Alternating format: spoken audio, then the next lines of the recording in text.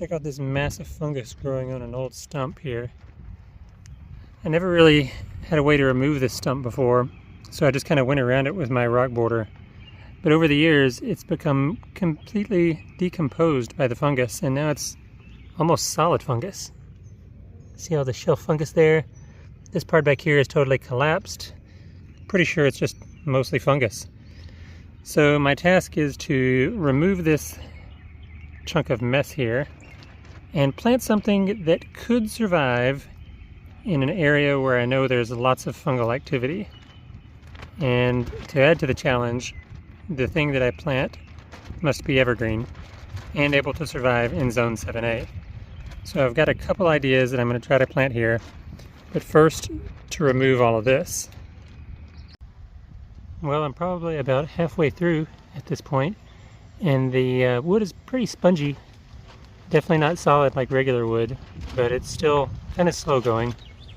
And there's a surprising amount of strength left in the wood, even after this stump has been dead for, I guess, 4 years now. Pretty interesting.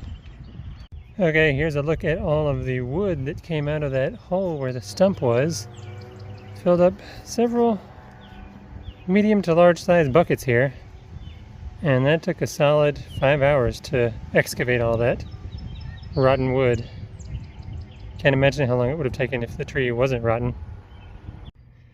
Okay, the stump hole is fully excavated, and I've already started to refill it with my usual mixture of dirt, which is the local clay heavy soil mixed with a little bit of this tree and shrub soil, Miracle-Gro. Sometimes I'll use the garden soil, sometimes I'll even use the potting soil, but just some light soil based on tree bark. And then also mix in a little bit of all-purpose sand there as well, and kind of mix that in some buckets here and then just dump it right in.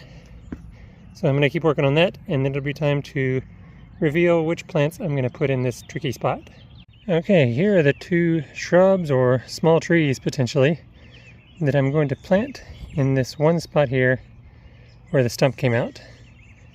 The first one here on the left is the Cyrilla arida, otherwise known as the sand Titi or leatherwood tree, native to Central Florida. It's very closely related to the swamp Titi, which is very swamp adapted, given the name. But this Cyrilla arida, you can tell from the Latin name, it is used to drier sites. But it's also supposed to be more cold hardy, and it also has a much smaller leaf. I don't know if you can tell how small this leaf is. These leaves are pretty small. So I'm thinking that the Cyrilla is a very tough genus because it goes all the way from North America to South America and lives in a variety of locations. So my other Cyrilla, racemiflora, which is planted in a more protected location, was able to hold some leaves even though it dropped to 4 degrees Fahrenheit. That's just maybe negative 14 or negative 15 Celsius. And I think this one, if it's even more cold hardy, should be just fine in a slightly more exposed location, which is what this one would be. And now the other one is groundsel tree. And this is native to swampy areas along the coast of North America. I think it ranges pretty far north, actually, even up into like New Jersey.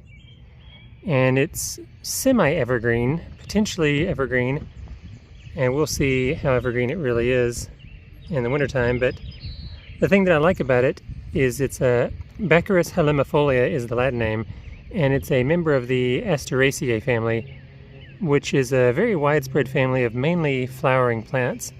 But this one is actually a woody tree. You can see here it actually develops a woody trunk. Now, as to how strong that wood is, probably not very strong, but I may trim it a little to keep it from getting too lanky. So I really want to diversify the species in this area where I have a high fungal load. So that's why I want to try something from the Asteraceae family. Even though it might not be completely evergreen, it's at least partially evergreen and pretty fast growing and has a chance to maybe survive where all of this fungus is. So I'm going to try these two. I'm going to go ahead and get those in the ground, and I'll show you when they're planted. Okay, it's been several days since I planted these trees, and I finally got around to adding the rock mulch on top, and I wanted to show you the finished result.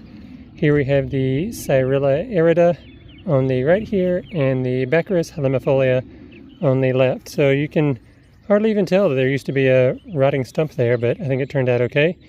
And then the real test will be over time to see if those two, I guess small trees or bushes, have any trouble with the fact that there is the remnants of a rotting stump underneath. Guess we'll find out.